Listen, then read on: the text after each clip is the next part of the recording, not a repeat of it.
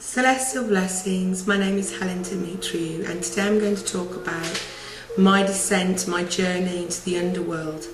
Now, I've had a lot of emails of people asking me why did I do it, how did I do it, the basic outlines of the ritual.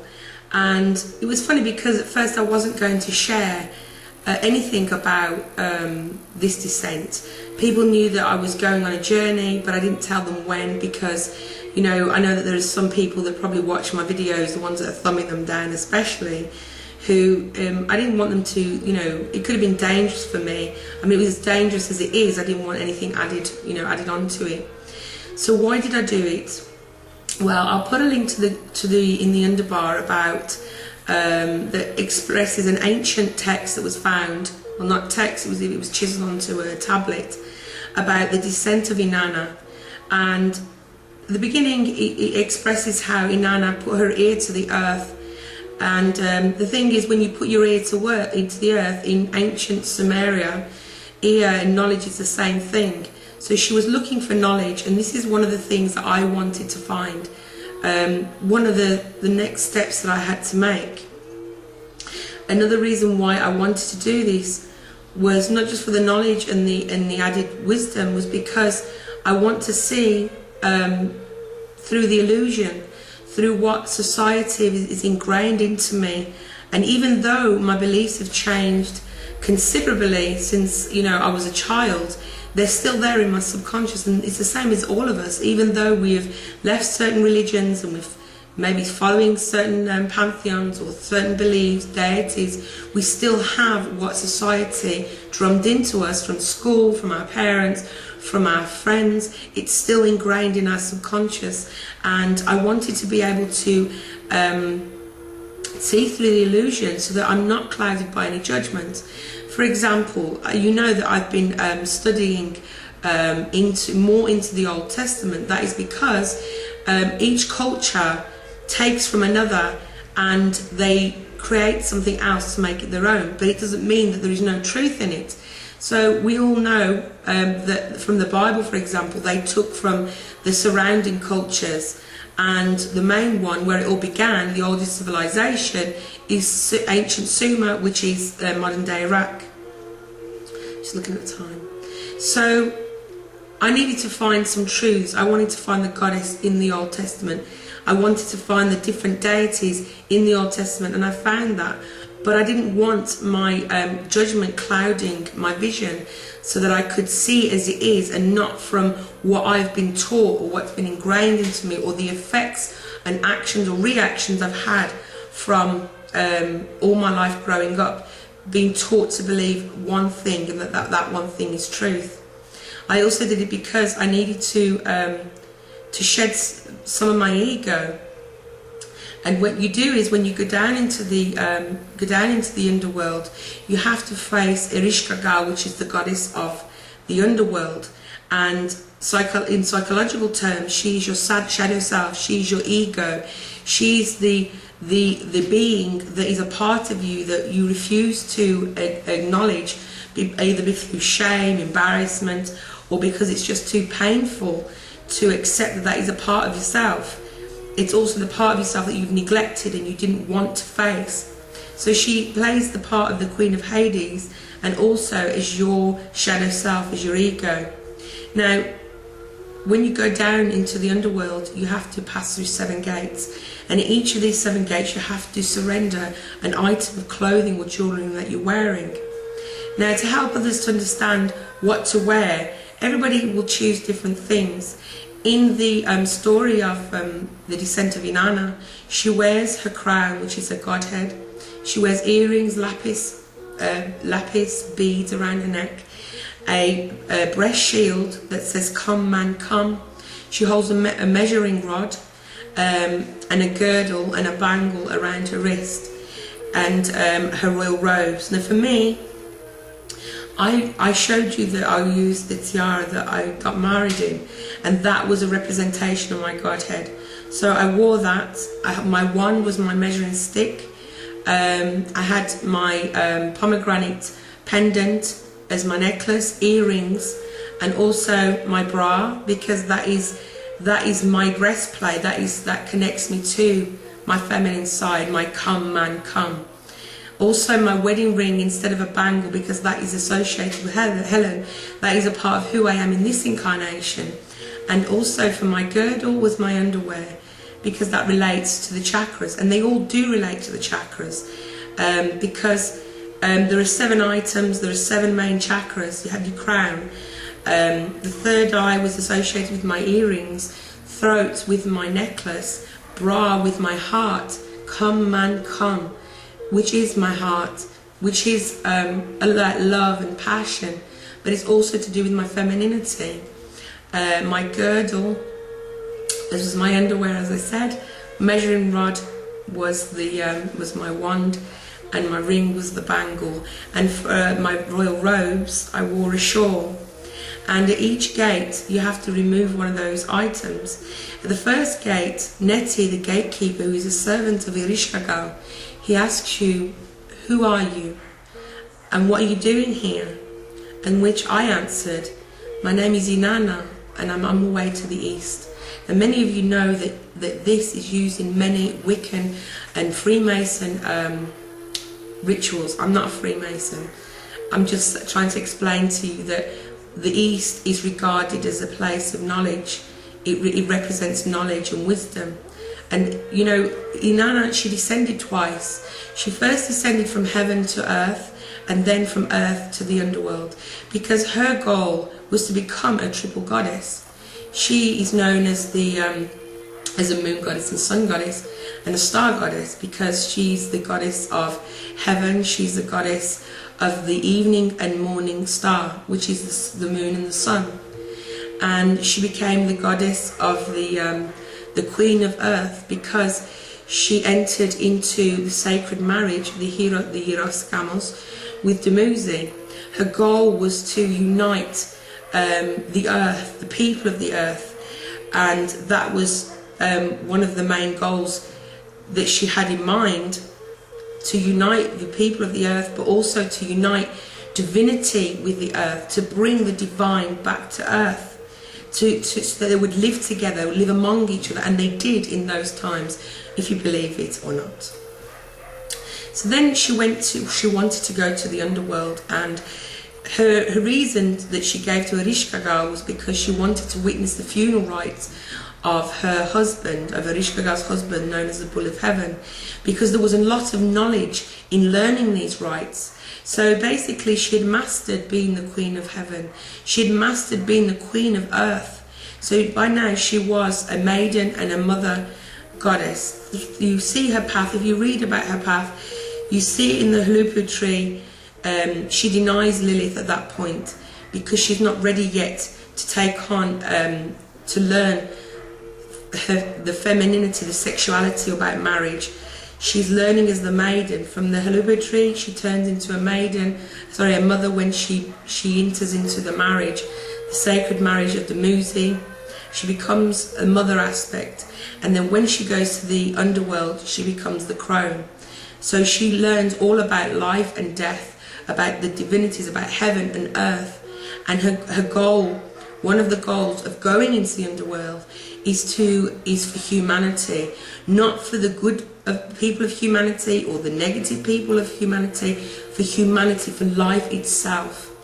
And you've noticed through all my videos, the latest ones, that they've all been about coming together to help the people of the world to evolve, humanity to evolve, to become enlightened, to ascend. And all this has been my preparations. Even since the beginning of the year, I've had a lot of cleansing, detox and symptoms, migraines every single day. I've had 2 occasions where I caught a virus and I was vomiting. I know it's not nice, but most of you know about that. And a lot of emotional issues coming up, a lot of karma that I've had to heal with, and with other people, realization, etc., etc. So that was one of the reasons, some of the reasons why I wanted to go down there. Now when you go down into the underworld, you pass through the 7 gates, as I said, and then you come to the actual underworld. Now people think that, oh, you know, is it like hell? is there fires and everything? Well, yeah, there is. I mean, it's the underworld, it has everything. But it's not just about death, it's about transformation. It's about metamorphosizing into something else. Because as we know, Inanna was the only one, the first one to conquer death. She was the first one to have to be reborn in a place of what they considered death.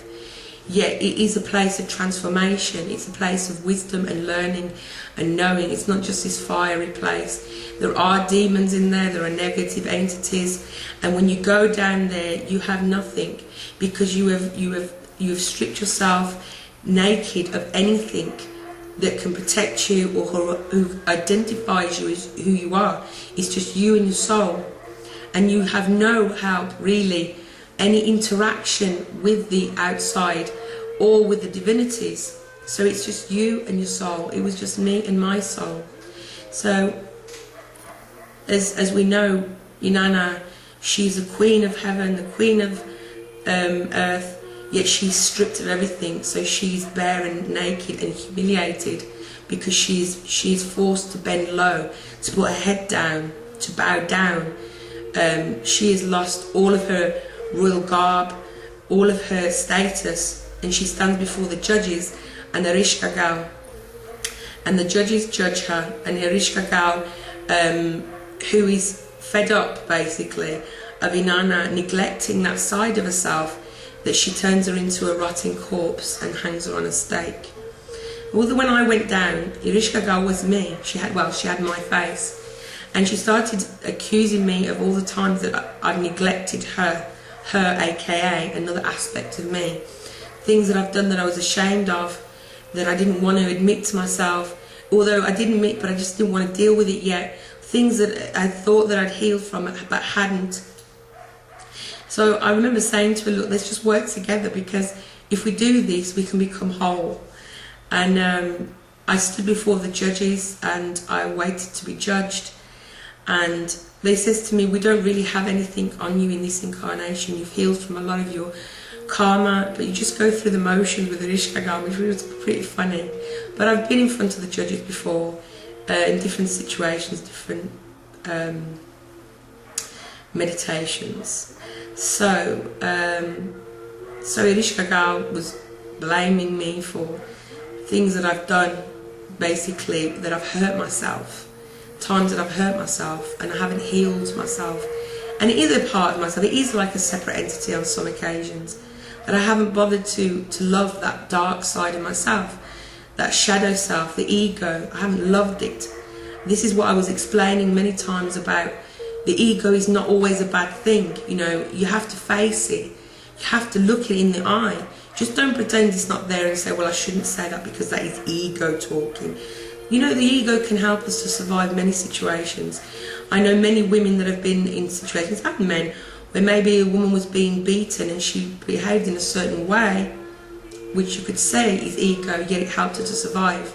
And through time, when we don't need that aspect of our ego, we're able to release it. But it's there for a purpose. Everything we are is for something. It's for a reason. So I went there to gain wisdom and to face myself, so I could see through the illusion. I also know that I had to do it in order to be better as I am. For example, you know that I'm a healer, I'm also a teacher, and I am an ambassador of the earth, just like all of you. And to be able to do more for the world, yes, it is my responsibility. It's everybody's responsibility. I just want to be able to do more. I want to be able to help more. I want to be able to heal more. There's nothing wrong with that. You know, I'm not saying I'm the saviour of the earth. I'm just saying that each of us are responsible, and I'm just one. So on my journey, I want to help to help the world ascend, to evolve, to help spread awareness and help to awaken people. And I had to do this so that I can become more wise. I can become more divine, recognize the divinity within myself. But I had to die to myself in order to get rid of all of these negative thoughts or parts of the ego that were no good for me, or to get rid of all those teachings that's been ingrained inside of me since school, you know, even negative thoughts about myself, about the way I look, anything. It has to be dealt with. I'm not saying it's 100% gone, but it's helped me in a lot of ways. Now, yes, the Rishka girl, she put the eye of death on me, and I could smell burning hair. My hair was burning, my flesh was burning. I know it sounds disgusting, but you know, this is part of it. If you want to, if you're interested, you know, you have to be strong. If you're not strong, don't do it. You have to be able to stomach these things, even hearing me say this. So I was on fire, my hair on fire, my flesh burning, and I died, and I was a rotten corpse. It was, you know, you see the flies on your rotten body, it's not very nice. Yet it was good. I had to do it, and I felt, you know, it was sad. I cried at seeing myself die. But that is just just nostalgia, really. I haven't lost who I am. I'm still Helen, but I needed to get rid of those so many things, and also to be initiated into Inanna's arms. And then I was calling mentally for Enki to send down the creatures that carry food and water, that first get in as flies, and then they morph into the creatures that they are. I was also having two people that are very close to me, praying for me and petitioning to the gods on my behalf to not forget me, and also someone that acted as my maid. She was drumming away for me and chanting and building up the energy. And both of these people, these beloveds that did this, they experienced their own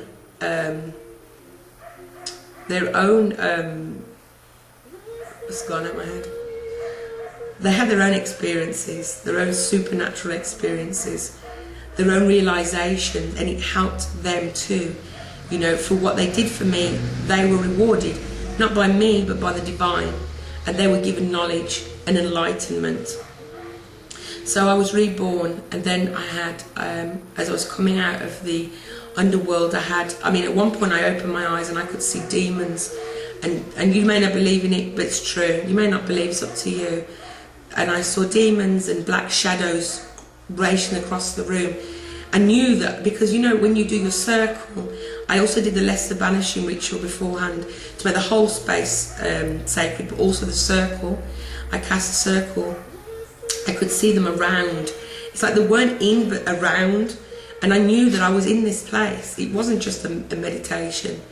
As I was leaving the last gate, they was all trying to drag me back. And I turned round and I was, you know, swearing at them and whatever, and telling them, you know, how dare they even think. Because I'd conquered death too, just as Inanna had. I had become reborn too. So that means that Inanna was also the queen of the underworld. Sorry, that's not Tube Station in London. She'd become the queen of the underworld, and through doing this, then I would no longer suffer from psychic attacks. I can now command them to never hurt me or anyone that I love, to leave them alone. Because when you're working with energy, you do have instances where you see negative entities. So I did it also for that reason. So I commanded them, but I did call Archangel Michael to help me to close the gate and bolt the gate shut, which is something you must really remember to do. Should you do this, don't just leave the gates open. So after that, I'll fast forward to when I saw the Mother Goddess, and she told me some things, and she transformed me further, and she kept saying, you have to step into who you truly are, because this is very important, and it's very important that you spread awareness, and etc, etc, etc. And you are responsible also for bringing the divinity back to earth. You know, take it and leave it as that, whatever you want to think about that. So I'm very glad that I did it. I know that I've done it before. I say that don't do it unless you're called to do it. I was called to do it. This part in my path, I knew that I had to do it. I broke many cycles from in the story of the life of Inana, if you read it. I met Demetriou, which is Inanna's consort, and that was a really nice experience. And then, anyway, if you feel the need to do this, then do it.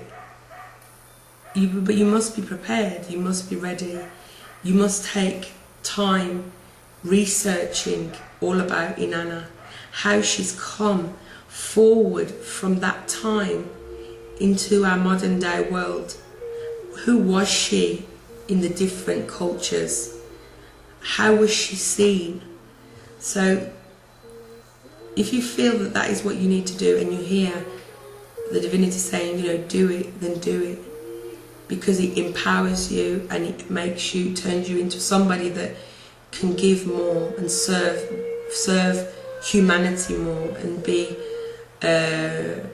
your energy rises, your vibration, the frequency of your vibrations, they raise considerably. So now I just feel like my soul is resting for a bit. I'm still receiving messages, etc., etc., but I just feel that I'm having a rest, you know, because it was a great ordeal. So thank you for watching. Have a fantastic day. Bye-bye.